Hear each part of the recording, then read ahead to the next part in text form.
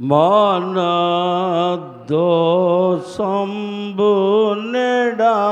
పాపు ఈ సంతాప మరణ వ్యాసమోచే సోదరా. వాక్యం చదువుకుందాం. ప్రకటన గ్రంథము 22, 10, 11 వచనాలు.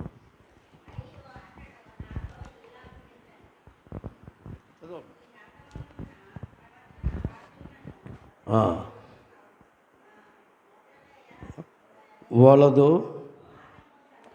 కాలము సమీపమై ఉన్నది, అన్యాయము చేయవాడు ఇంకనూ అన్యాయమే చేయనిమ్ము,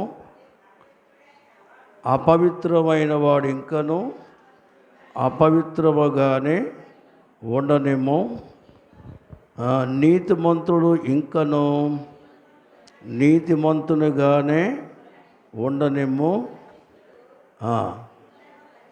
ఇంకనూ పరిశుద్ధుడుగానే ఉండనిమ్ము. ప్రార్థన చేసుకుందాం. చాలమ్మా, ప్రార్థించుకుందాం. దయగల తండ్రి, నీ గొప్ప నామానికి వందనాలు. పునరుద్ధానుడు అయిన నిన్ను స్తుతిస్తూ ఉన్నాం. నీ వచనములు ఈ వచనము ధ్యానిస్తుండగా నీ వాక్కును అందించుము. నీ బిడ్డల యొక్క పావన స్థితిని వృద్ధి చేయుటకును, బలహీనతలను పారద్రోలుటకును నీ ఆత్మ అభిషేకము అందరికీ అనుగ్రహించుము. బోధిస్తున్న నన్నును నీ సిలువ చెంత ఉంచి నీ చిత్తమును బయలుపరచుమని క్రీస్తు యేసునామమున అడుగుచున్నాము తండ్రి, ఆమేన్. ప్రభునందు ప్రియులారా, ప్రభు యేసుక్రీస్తు కృపా సమాధానమే కలుగును గాక. కూర్చుందాం. ఈరోజు మనం 22వ అధ్యాయములో 10, 11 వచనాలు మనం ధ్యానిస్తున్నాం. 10, 11 వచనాలు మనం ధ్యానిస్తున్నాం. దేవుని యొక్క వర్తమానం అందుకున్న ప్రవచన వాక్యములకు ముద్ర వేయవలదు. చెప్పండి. రెండవది, అన్యాయము చేయవాడు ఇంకను అపవిత్రైన వాడు ఇంకను నీతిమంతుడు ఇంకను పరిశుద్ధుడు ఇంకను. రైట్. దేవుడు ఆయన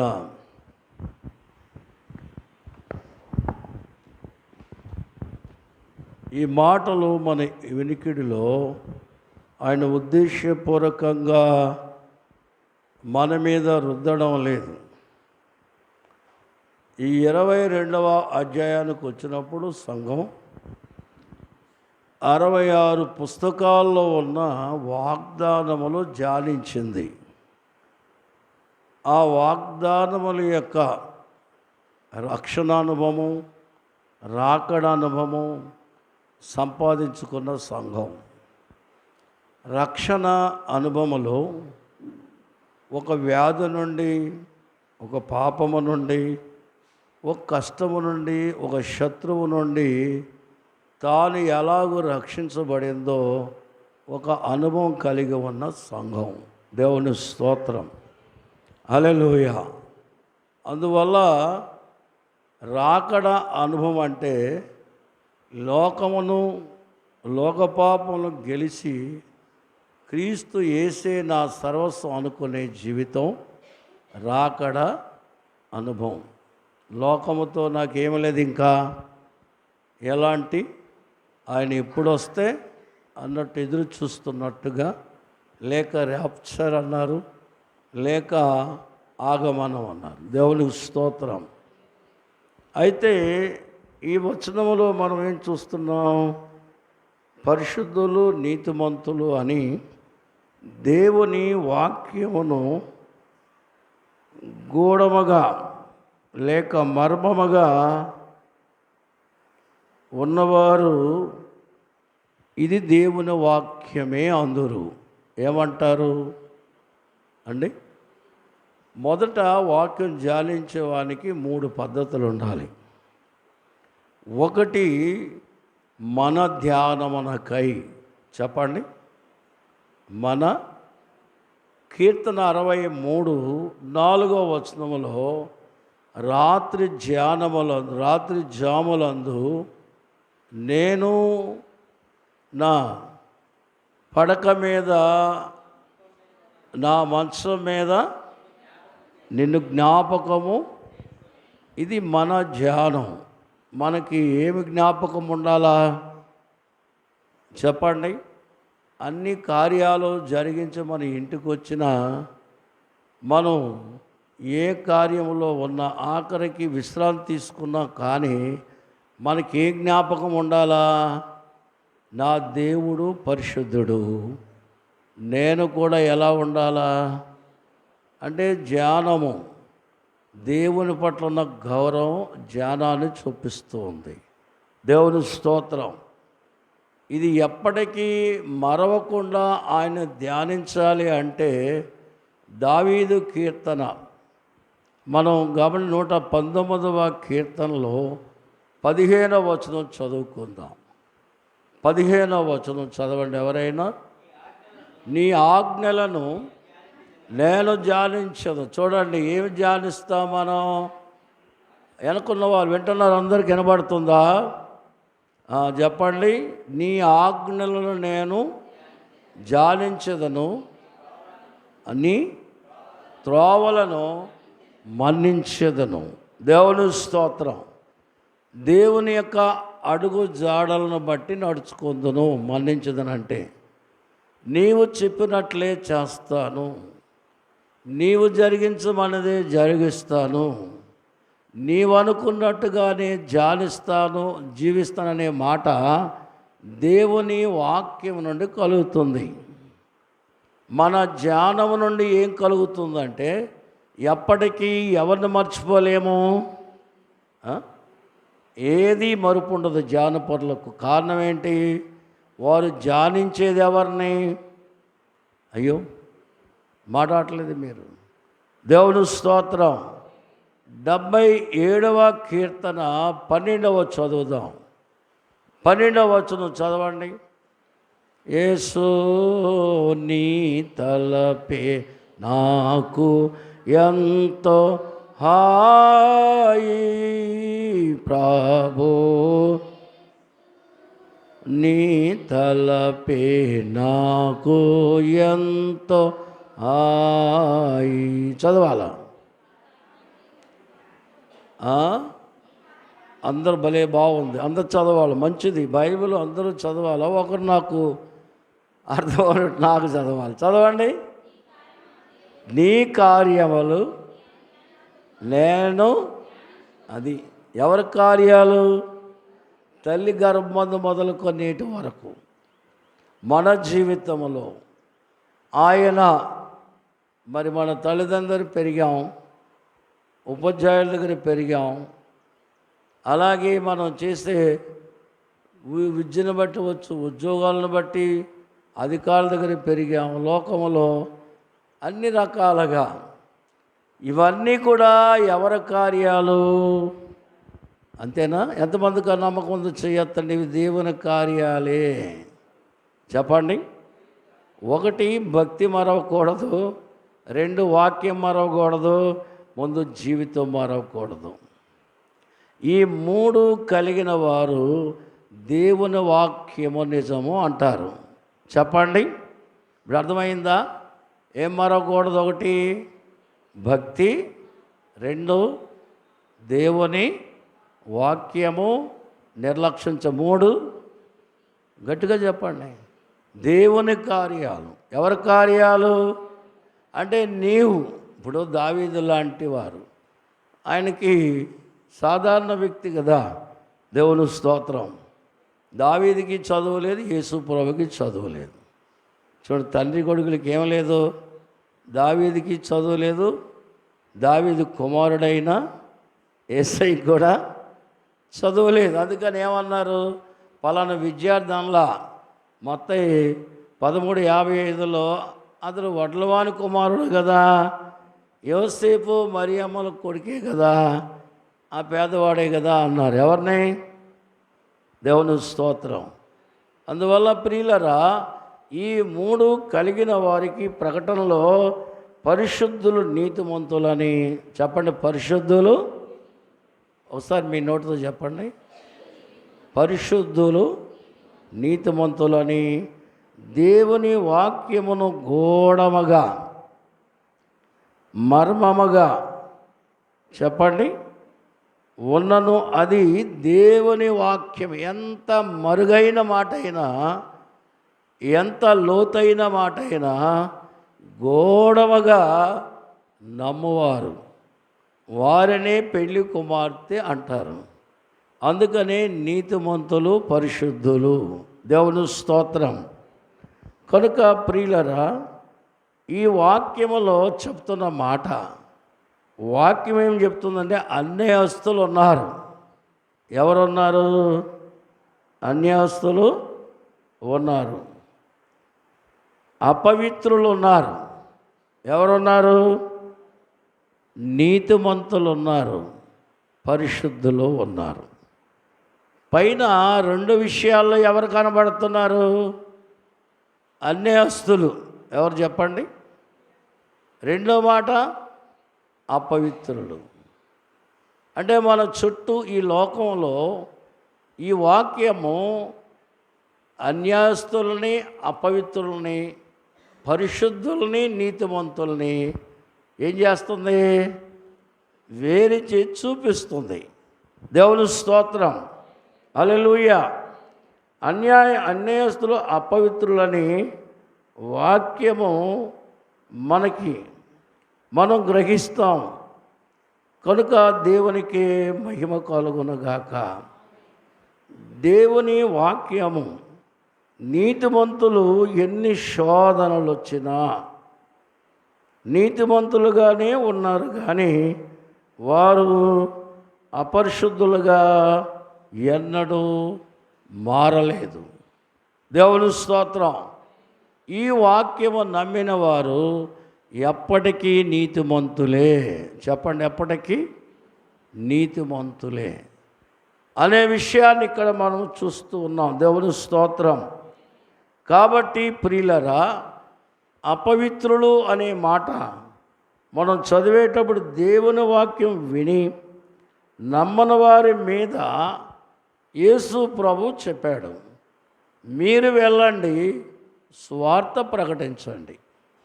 మీరు ఆ పట్టణానికి వెళ్ళి సువార్త ప్రకటించినప్పుడు ఎవరైనా నమ్మకపోయినప్పుడు మీరు ఏం చేయాలా? మత్తయి సువార్త 10:14 చదవండి. ఏం చెప్పాడు యేసు ప్రభు? యేసు ప్రభు మాట చదువుకుందా. మన నోటి మాటలు ఎందుకు అమ్మా? ఎవడైనను మిమ్మును చేర్చుకొనక మీ మాటలు వినకుండినా ఇంటినైనను విడిచిపోవునప్పుడు మీ పాదములు దులిపివేయుము. ఏం చేయాలట అంటే అర్థం ఏంటి? నీవు సువార్త చెప్పి అది సాక్ష్యం ఇస్తుంది. వీరు శిక్షకే పాత్రులు, రక్షణకు పాత్రులు కారు. దేవుని స్తోత్రం. అందువల్ల అనీతిమంతులకి నీతిమంతులకు ఉన్న వ్యత్యాసం ఏంటంటే, నీతిమంతులు ఆయన రక్షకుడు అని చెప్తారు. ఏం చెప్తారు? అనీతిమంతులు ఏమంటారు చెప్పండి? ఏమోలే, చూద్దాం, ఒక రాయేద్దాం, జరిగిందా జరిగింది, జరగకపోతే జరగదు, విందాం, బాగుంటే, లేకపోతే ఏదోలాగా ఉంటారు. దేవుని స్తోత్రం. పరిశుద్ధులైన వారు నీతిమంతుల ప్రకటన వింటారు. దేవునికి స్తోత్రం. గట్టిగా చెప్పండి.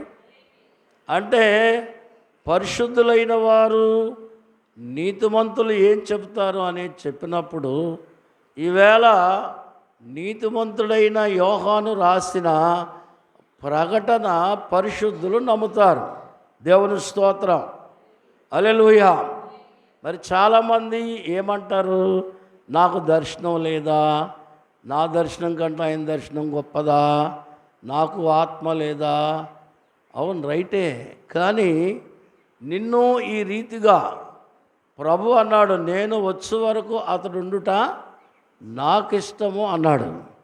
ఇప్పుడు పునరుద్ధాన సమయంలో యోహాను సువార్తలో 21వ అధ్యాయంలో యేసు ప్రభు చెప్పాడు. 18 కింద మనం చూస్తాం. దేవుడు స్తోత్రం. అంటే అర్థం ఏంటి? యోహాను గారు చనిపోరని కాదు, మరణమందురని కాదు.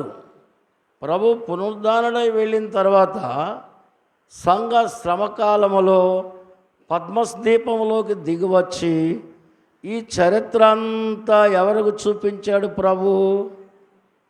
ఎవరికి? నీతిమంతుడైన యోహానుకు. దేవుని స్తోత్రం. ఆయన నీతిమంతుడు గనక ఆ వార్త స్పష్టమైనదని నమ్మాం గనక మనందరం ఇప్పుడు దేన్ని ఇష్టపడుతున్నాం? గట్టిగా చెప్పండి.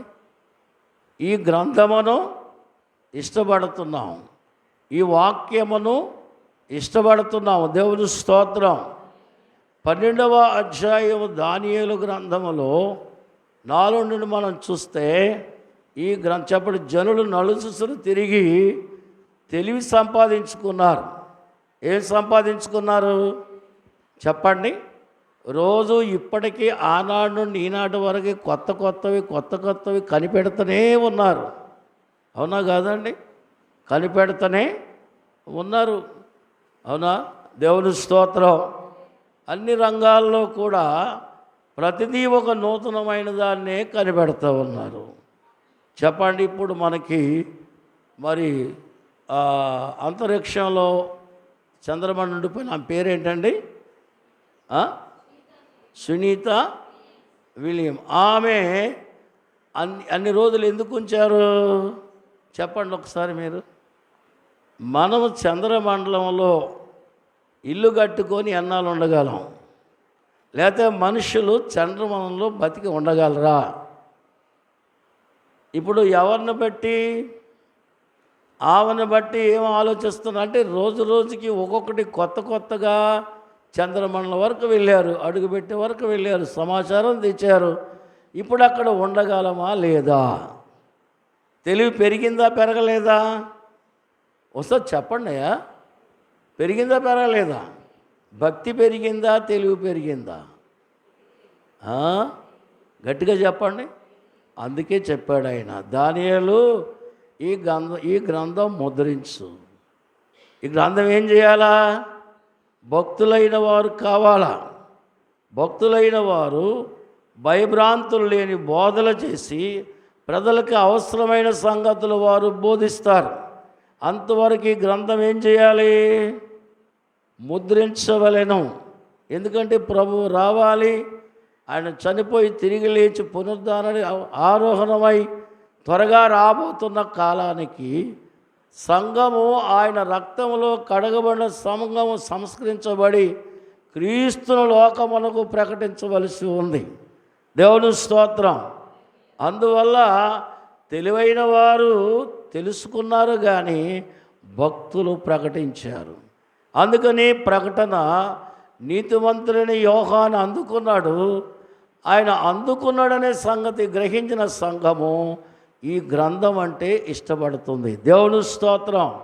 ఈ గ్రంథము నీతిమంతులకి ఇష్టము. చెప్పండి, ఎవరికి ఇష్టం? పరిశుద్ధులకు ఇష్టం. ఎవరికి ఇష్టం? అందుకని యోహాను పరిశుద్ధులు ఉన్నారు, నీతిమంతులు ఉన్నారు అంటే దానికి ముందు ఎవరున్నారు? అన్యస్తులు ఉన్నారు, అపవిత్రులు ఉన్నారు. అన్యస్తులు అపవిత్రులు అంటే దేవుని చిత్తమును గ్రహించిన వారు. ఎవరి చిత్తం? వారు స్వచిత్తాలను నింపుకొని వారికి నచ్చిన రీతిని జీవిస్తూ దాన్నే దైవత్వంగా బోధించే లోకం ఉంది. అపవిత్రులు అంటే దేవుని యొక్క రూపాలను వికృతంగా మార్చి విలువైన సమయాన్ని వృధా చేసి పరిశుద్ధాత్మకు వ్యతిరేకముగా భయంకరమైన విగ్రహారాధన జరుగుతుంది. చెప్పండి, భయంకరమైన వారి మధ్య పరిశుద్ధులు ఉన్నారు, నీతిమంతులు ఉన్నారు, పరిశుద్ధులు ఉన్నారు. అందువల్ల ఈ సత్యాన్ని ఆయన మనసులో బాధ ఏంటంటే, యోహానికి యేసు ప్రభువు దేవుడే కదా, రక్షకుడే కదా, అందరినీ మార్చేస్తే బాగుందంటే, ఇదిగో వారు ఉండాలా? చెప్పండి, వారిని ఉండనియ్యు. వారి సంగతి కాదు, పరిశుద్ధులు పాడు కాకుండా, నీతిమంతులు చెదిరిపోకుండా వారికి బోధ కావాలా. దేవుని స్తోత్రం. అందుచేత పరిశుద్ధుల నీతి ప్రకటన అందరికీ ఇష్టమే. వాక్యం చదువుదాం. వాక్యము చూడండి, ఎఫెసీ పత్రికలో 4వ అధ్యాయము 23వ వచనం చదువుదాం.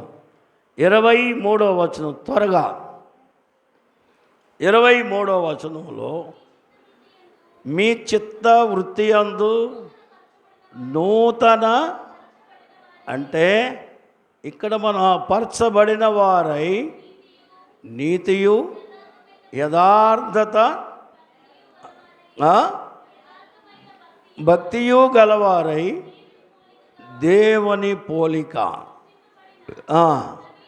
నవీన స్వభావమును, దేవుని స్తోత్రం, హల్లెలూయా. చిత్త వృత్తి ఏంటి చెప్పండి? చిత్త వృత్తి. నీ దినచర్యలలో ఉద్యోగాన్ని, పనిపాట్లను ఎలా గౌరవిస్తున్నావో, నీవు కలిగి ఉన్న భక్తిని కూడా అలాగే గౌరవించాలా, అంతకు మించి గౌరవించాలా. అలాగే నీ ఎదుటిన్న అధికారులకు, గొప్పవారికి ఎలా లోబడుతున్నావో, దానికి ముందు నువ్వు ప్రభువుకు లోబడిన వాడవై ఉండాలి. దేవుని స్తోత్రం. నిస్వార్థమైన సేవలు దేవుని బిడ్డగా ఈ లోకానికి అందిస్తున్నావు కదా, అలాగైతే నీతిమంతుడైన క్రీస్తుని రూపం కనబడాలా. ఏం కనబడాలా అంటే, నువ్వేమైపోవాలా? మరుగైపోవాలా. ప్రతిరోజు ఒక కొత్తది, ప్రతిరోజు ఒక కొత్త సంగతి నీ యందు ప్రజలు చూడాలా. దేవుని స్తోత్రం. గట్టిగా చెప్దామా? హల్లెలూయా చెప్పండి అందరూ. దేవునికి స్తోత్రం. అందువల్ల ఇక్కడ మనం చూస్తే ఎవరు వీళ్ళు? పరిశుద్ధులకున్న లక్షణాలు జ్ఞాపం చేసుకున్నాం. ఇప్పుడు చూద్దాం. చూడండి, అన్యాయస్తులు.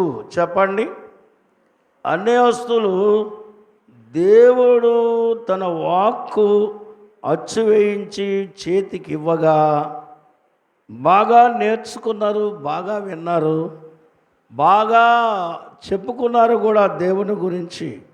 దేవుడు చాలా మంచోడండి. దేవుడు ఎవరు? దేవుడు ఎవరంట? మంచోడండి, చాలా మంచోడు. చెడ్డోడా? మంచోడా? దేవుడు మంచోడే. కానీ కష్టం ఎందుకు రానిచ్చాడు నాకు? బైబిల్ అంతా నేను చదివాను కదా, దేవుని వాక్యాన్ని బట్టి ఎన్నో పనులు చేశాను కదా, మరి నాకెందుకు కష్టం వచ్చింది అని వారు చదివి, ఈ మధ్యకాలంలో దేవదాసయ్య గారు అన్నారు, కడవర దినాలలో భారతదేశానికి శ్రమ రాలేదు. భారతదేశంలో బైబిల్ను చంపాలి, భక్తులను చంపాలని ముమ్మరం అవుతుంది. ఆ సమయంలో అనేక మంది క్రైస్తవులు నాస్తికులుగా మారిపోతారు. ఎలా మారిపోతారట? అమ్మా, మీరు యూట్యూబ్లో చూస్తున్నారా? ఎక్స్ పాస్టర్స్ చూస్తున్నారు మీరు? X pastors. క్రీస్తు గొప్పవాడే, అంబేద్కర్ కూడా క్రీస్తు గొప్పవాడే, పూలే కూడా గొప్పవాడే. అసలు వారు లేకపోతే ఈ లోకమే లేదని లేచారు. అందుకని ఏ వృత్తిని పక్క పెట్టారు చెప్పాలా?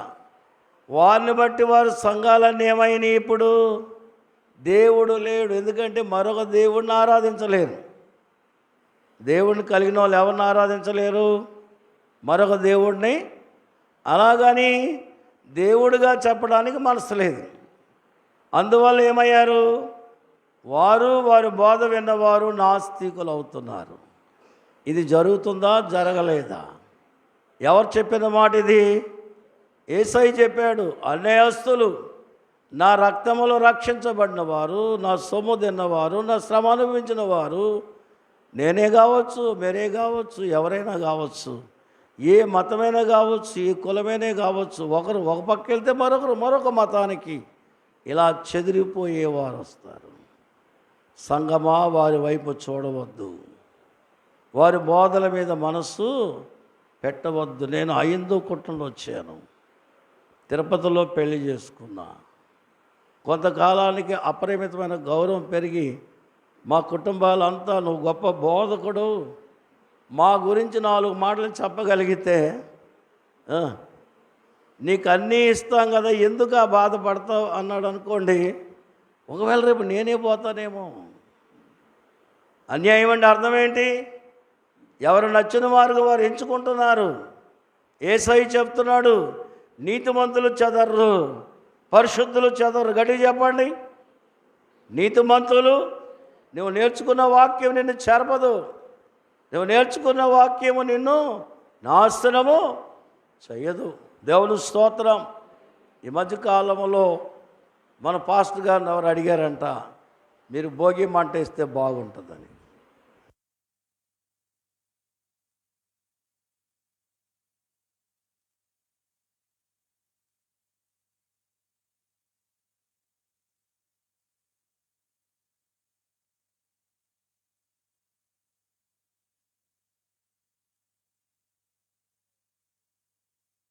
ఏమన్నారు చెప్పండి? ఇలాంటి అయ్యగారులు ఉంటారు రేపు పొద్దున్న. తేల్చుకోలేని వారు, మొగమాట బోధలు, మీ కొరకు మేము తప్పులు చేయడం, మిమ్మల్ని తప్పులు నడిపించడం, వాక్యానికి విరోధముగా మనం క్రిస్మస్ పండుగలు, అన్ని పండుగలు ఎందుకు చేస్తున్నాం? క్రీస్తును ప్రకటించడానికి, లేక ఏ కార్యక్రమం ఎవరిని ప్రకటించడానికి. అది బ్రతుకు తెరువు అయితే కాదు, బ్రతకడం కొరకైతే కాదు, మన ఇచ్చ తీర్చుకోవడానికైతే కాదు. భారతదేశంలో చెప్పండి, చరిత్రలు అనుసరిస్తారు ప్రజలు. కాబట్టి యేసుక్రీస్తు కూడా ఒక చరిత్రకారకుడే. ఆయన వచ్చినటువంటి పని ఇదని ప్రజలకు క్షుణ్ణంగా చెప్పడానికి పండగ, కానీ మనమే వెళ్ళి ఏం చేయకూడదు. అవునా కాదా? గలతీ పత్రిక 4వ అధ్యాయం 9వ వచనం చదవండి. ఎవరైనా అన్యాయస్తులంటే తిన్నగా బోధించగా వంకర బోధలు, వంకర మాటలు, వంకర బ్రతుకులు, ప్రజలని గలిబిలి చేయడం, ఇవన్నీ కూడా అన్యాయస్తులు. అన్యాయంగా ఉండని వారిని గద్దించుకు అంటున్నాడు దేవుడు. వారి జోలికి వెళ్తే నిన్ను పాడు చేస్తారు, వారి జోలికి నువ్వు వెళ్ళొద్దు అంటున్నాడు. చదవండి.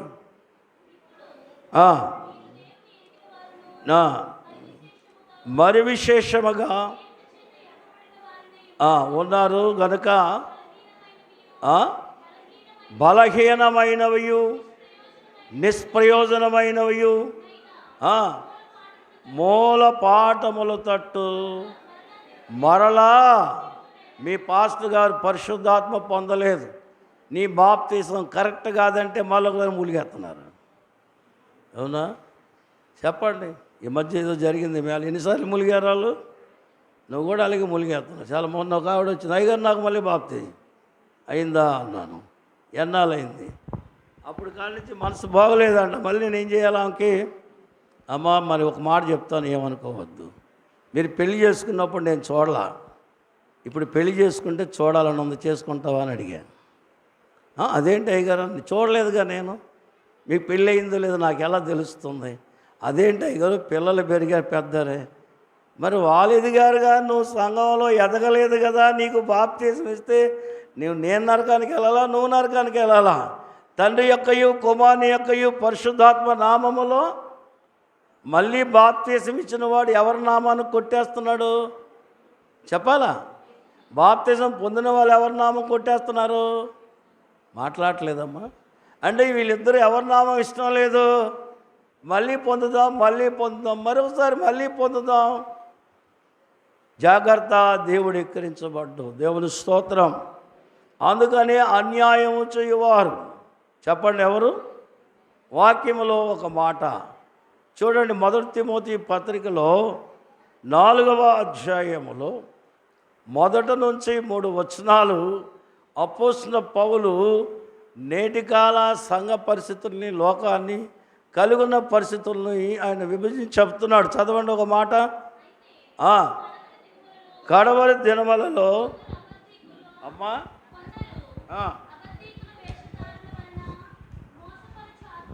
చెప్పండి. అబద్ధీకుల మోసపరుచు ఆత్మల యందును దయ్యముల బోధ యందును లక్ష్యముంచి విశ్వాస భ్రష్టులగుదురు. అన్యాయం చేయవాడిని అన్యాయం చేయనేయు. వారు భ్రష్టులని రాశాడు కదా, వారి జోలికి ఎందుకు వెళ్తావు? నువ్వు నీతిమంతుడిగా ఉండు, నీ భక్తిని కాపాడుకో, నీ పరిశుద్ధుడైన దేవుని బట్టి నీ పరిశుద్ధతను కాపాడుకో. ఒకరు నీకంటే ఎక్కువ తక్కువ అనే ఆలోచన నువ్వు చేయవద్దు. ఈ లోకము విశ్వాస భ్రష్టత్వాన్ని చెప్తూ ఉన్నాడు. పరిశుద్ధుని చేసి వరములు దయచేసి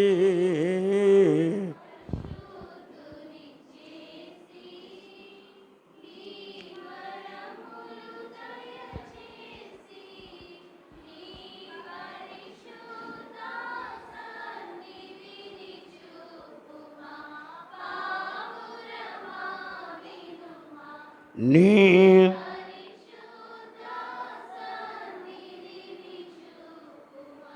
పావురమా వినుమా దైవాత్మ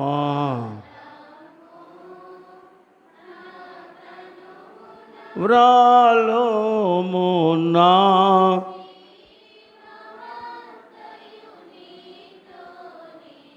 ఒకటో కొరింథీ 3:3 చదువుకుందాం. 1 కొరింథీ 3వ అధ్యాయము 3వ చదువుకుందాం. 1 కొరింథీ పత్రిక అసహ్యులను మీరు శరీర సంబంధులై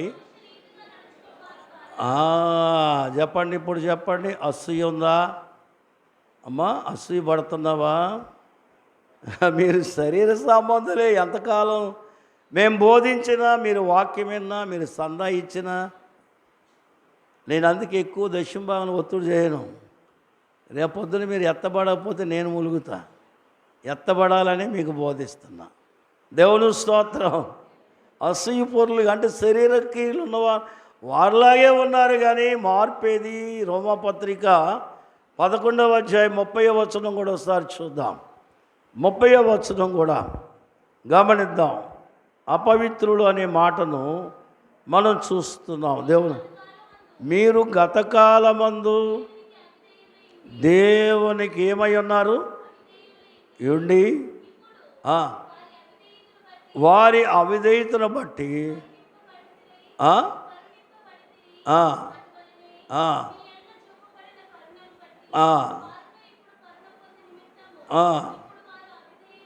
వారిప్పుడేమై ఉన్నారు? యేసుప్రభు అన్నాడు, గుడ్డోడు దారి చూపిస్తే ఇద్దరేమవుతారు చెప్పండి? గ్రహింపు లేని పనులు. కనికర సంపన్న క్రీస్తుకు విరోధమైన కఠినమైన మనస్సులు, ఆలోచనలు. సరే, ఇవన్నీ మనం ఆలోచన చేస్తున్నప్పుడు దేవుని స్తోత్రం, హల్లెలూయా. కాబట్టి ప్రియులరా, మన యాకోబు పత్రిక 2 వచనం చదవండి. ఏమనుందో?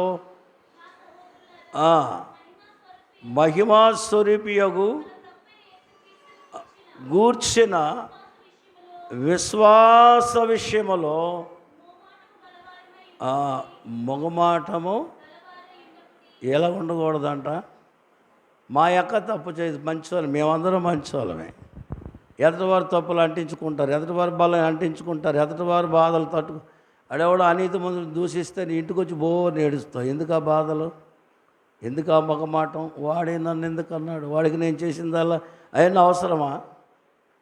ఈ మొగమాటాలు ఏం చేస్తాయి? నిన్ను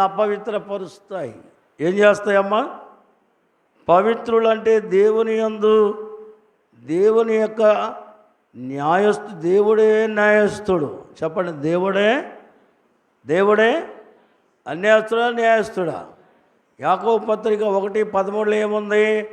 దేవుడు ఎవడిని కూడా ఏం చేయడు, హృదయపూర్వకంగా ఎవరిని శోధిస్తాడాయన?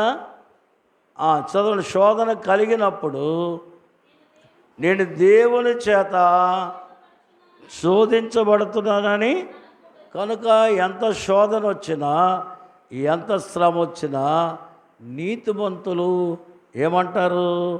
దేవుని మీద నేరం మోపరు. దేవుని స్తోత్రం, హల్లెలూయా. ఇది నీతిమంతుల యొక్క అంతస్తుల గురించి మనం చూస్తున్నాం. ప్రభునందు ప్రియులరా, పరిశుద్ధులు ఎవరు చెప్పండి? పరిశుద్ధులు. పాపం చేసిన, ఒకవేళ పాపం జరిగిన ప్రభు నన్ను శిక్షించైనా క్షమిస్తాడు అని నమ్ముతారు. ఎవరు నమ్ముతారు? వాళ్ళు తెలియక ఏదైనా కష్టస్థితి యందు పాప ఫలితాలు వారికి ఎదురైనప్పుడు నా తప్పు నా ప్రభు క్షమిస్తాడు అని నమ్ముతారు. తర్వాత పరిశుద్ధ జీవితాన్ని ఎన్నుకుంటారు. దేవుని స్తోత్రం. వీరు పరిశుద్ధులు అనే మాట మనం చూస్తే ఎఫ్ఎస్సీ పత్రికలో 3వ అధ్యాయం 18 చదవండి. 18వ వచనం, 18, 3:18 చదువు త్వరగా.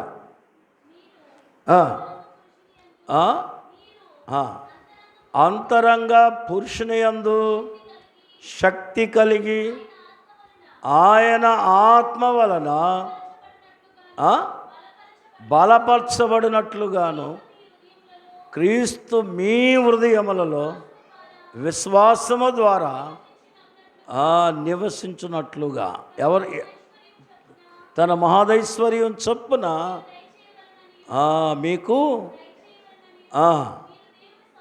దేవుని సంపూర్ణత యందు పరిశుద్ధులంటే ఎవరు? సంపూర్ణులైన వారు గనక మీరు అన్యాయస్తులు చూసి వారు నన్ను నిందించారని వారు జోలికి వెళ్ళకండి. మీరు అపవిత్రులను చూసి వారు మార్పు చెందుతారని వారి కోసం చూడకండి. మీ వైపు మీరు వారిని అలాగే ఉండనివ్వండి. మీరు నా యందు ఉన్నందున నీతి వలన ఎంతగా ఎదిగారో, పరిశుద్ధతను బట్టి ఎంత ఎదిగారో వారు చూస్తారు. దేవుని స్తోత్రం. వారిని అలాగనే ఉండనివ్వండి. నీ సిద్ధపాటుకు పెండ్లి కుమార్తె.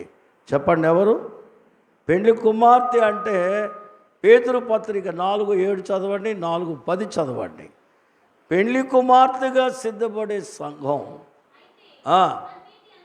అన్నిటి అంతము. మీరు ఏం కలిగి? పెండ్లి కుమార్తెకి ఏ బుద్ధి ఉండాలా? అనారోగ్యవంతుడికి పుల్ల తగిలిన కోపం వస్తుంది, చిన్న చేయి తగిలిన కోపం వస్తుంది కదా. స్వస్థ బుద్ధి అంటే ఏ చిన్న సమస్య కూడా గలిబిలి కాకూడదు. ఎలాంటి శోధన మీ మీదకి వచ్చిన గలిబిలి కాకూడదు. బహు జాగ్రత్తగా 10వ వచనంలో ఏం చెప్తున్నాడు? నానా విధమైన మంచి గృహ నిర్వాహం ఉండి ఒక్కొక్కడు కృపావరములు ఒకరినొకడు ఏం చేసుకోవాలా? దేవునికి స్తోత్రం. ప్రభునందు ప్రియులరా, వాక్యము మనం చూస్తే ధర్మశాస్త్రం ఎవరు తెచ్చారు? మోషే గారి వల్ల వచ్చింది కదా. ధర్మశాస్త్రం అంతా అనుసరిస్తే వారిని ఏమని పిలుస్తారు? భక్తులు. చెప్పండి. అందులో ఒక్క ఆజ్ఞ తొలగిపోయినా వారిని ఏమంటారు? చెప్పండి, భక్తిహీనులు అంటారు. ఏమంటారు చెప్పండి? బైబిల్ గ్రంథం అంతా చదివి నీకు కలిగినవన్నీ ఇచ్చి అన్నీ చేసినా నువ్వు పెండ్లి కుమార్తెవు కాలేవు. ఎందుకంటే ప్రభువాక్యమును నెరవేర్చువాడే ఆ అంతస్తుకు తగినవాడు. దేవుని స్తోత్రం. అందువల్ల ఇప్పుడు చెప్పండి, అన్యస్తులు వారు న్యాయం చేయలేరు గనకంటే జీవించలేరు జీవితంలో. అపవిత్రులు లౌక్యాన్ని కలిగి వారి మనస్తలములు చెడగొట్టుకున్నారు గనక పరిశుద్ధతలోకి రాలేరు. పరిశుద్ధులైన వారిని, నీతిమంతులని ఈ రెండు సమూహాలు చెడగొడతాయి. అది ముందే పరిశుద్ధాత్ముడు చెప్తున్నాడు. దాని జోలికి, వాటి జోలికి, వారి జోలికి మీరు వెళ్ళనీయవద్దు. వారి వారికి ఇచ్చే కార్యాలు ఎవరి చేతిలో ఉన్నాయి? దేవుని చేతులు. అందుకనే ఎవరైతే పరిశుద్ధులో, ఎవరైతే నీతిమంతులో వారే పెండ్లి కుమార్తె. దేవుని స్తోత్రం. ధర్మశాస్త్రమును ఎవరు నెరవేరుస్తారో వారు సంపూర్ణ భక్తులవుతారు. దేవుని పిల్లలరా, ఈ వచనం మళ్ళీ చదివి ముగించేద్దాం. ఓసారి చదవండి అందరూ. ఒకసారి 10-11 వచనాలు. 10వ అధ్యాయ ప్రకటన 22, 10-11 వచనాలు చదువు. త్వరగా టైం అయిపోయింది. చెప్పాను వాక్యమును. చెప్పండి. ఇది ముద్ర, ఇది ప్రకటించవలసిన గ్రంథం. ప్రతి విశ్వాసి ప్రకటన చదివితే నువ్వేమీ కావు. దీన్ని ప్రకటిస్తే నీ లోపల నీతో ఉన్నవారు కుట్రదారులు, కుతందారులు, వ్యతిరేకులు, బలహీనులు, అవిధేయులు వారందరూ మంచిగున్నట్టే ఉన్నారు. కానీ ఈ గ్రంథం ఎప్పుడు ధ్యానిస్తావో కుతంత్రాలన్నీ బయటపడిపోతాయి. దేవుని స్తోత్రం. ఇది ప్రకటించాలా, ముద్రించాలా, గ్రహించాలా, వదిలేయాలా, చదవాలా, మానేయాలా? అందుకని చెప్పండి. అన్యాయం చేసిన వాడిని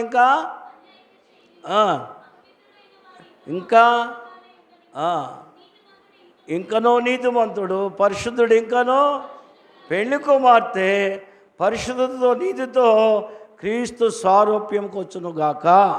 ప్రార్థన. పరిశుద్ధుడు అయిన తండ్రి, వందనాలు చెల్లిస్తున్నాం.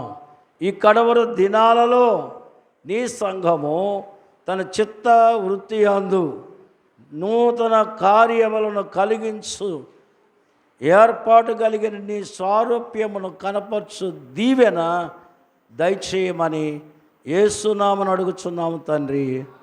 ఆమేన్.